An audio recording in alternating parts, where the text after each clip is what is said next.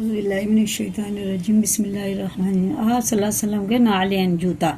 حضرت قتادہ رضی اللہ تعالیٰ عنہ کہتے ہیں کہ میں نے حضرت انس رضی اللہ سے روایت کیا کہ حضور صلی اللہ علیہ وسلم کے نعلین شریف کیسے تھے، تو انہوں نے فرمایا کہ ہر جوتے میں 2 تسمے تھے۔ حضرت ابو ہریرہ رضی اللہ تعالیٰ عنہ فرماتے ہیں کہ حضور صلی اللہ علیہ وسلم کے نعلین شریف میں 2 تسمے تھے۔ ایسے ہی حضرت ابو بکر رضی اللہ اور حضرت عمر رضی اللہ کے جوتوں میں دوہرا تسمہ تھا۔ ایک تسمے کی شروعات حضرت عثمان رضی اللہ نے فرمائی تھی۔ یہ سب حدیث ترمذی کی ہیں۔ آپ صلی اللہ علیہ وسلم کی چادر۔ حضرت انس رضی اللہ فرماتے ہیں کہ حضور صلی اللہ علیہ وسلم حضرت اسامہ رضی اللہ پر سہارا لگائے ہوئے مکان سے تشریف لائے۔ اس وقت حضور صلی اللہ علیہ وسلم پر ایک یمنی نقش دار کپڑا تھا جس میں حضور صلی اللہ علیہ وسلم لپٹے ہوئے تھے۔ اسی طرح حضور صلی اللہ علیہ وسلم نے باہر تشریف لا کر صحابہ کو نماز پڑھائی۔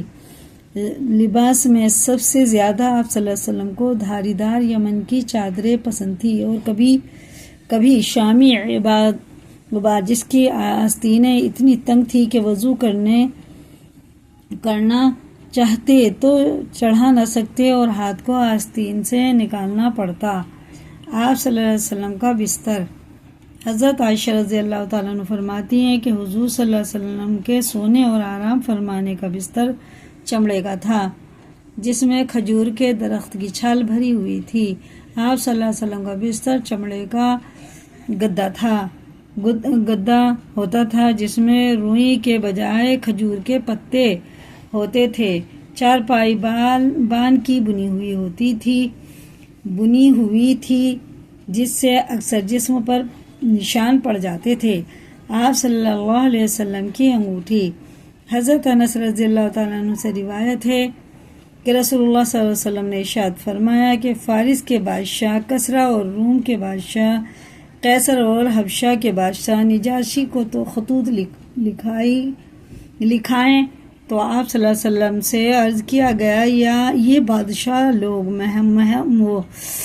مہر کے بغیر خطوط کو قبول نہیں کرتے۔ آپ صلی اللہ علیہ وسلم نے مہر نبوت جو چاندی کی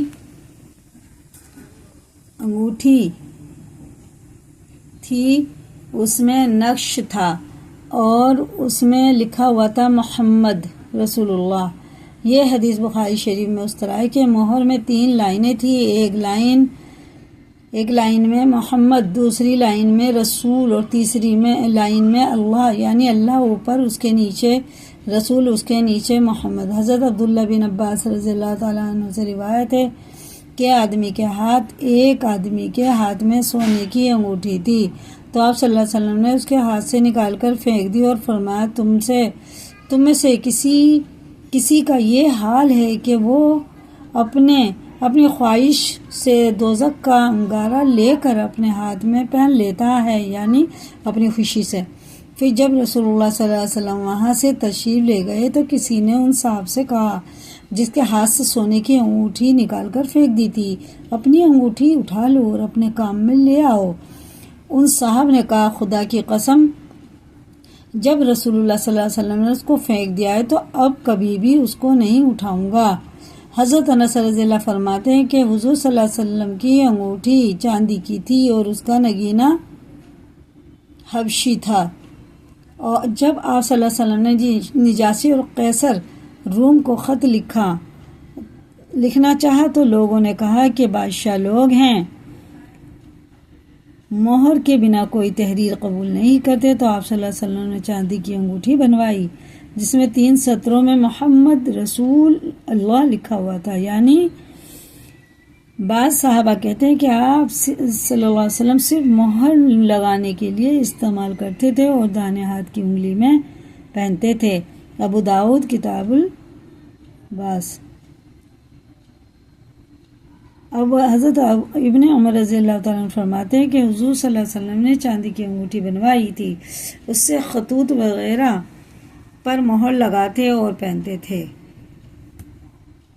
کسی کو یاد کریں، لائک کریں، دوسروں کو بھی شیئر کریں، چینل پہ نئے ہیں تو سبسکرائب بھی کریں۔